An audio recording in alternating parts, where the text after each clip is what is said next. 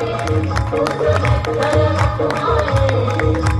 बाप आणि आई तुझ विठ्ठल रखुमाई माझे बाबा आणि आई तुझ विठ्ठल रखुमाई तुझ्या शिरटी नगरीत मी पंढरी पाहिन तुझ्या शिरटी नगरीत मी पंढरी पाहिन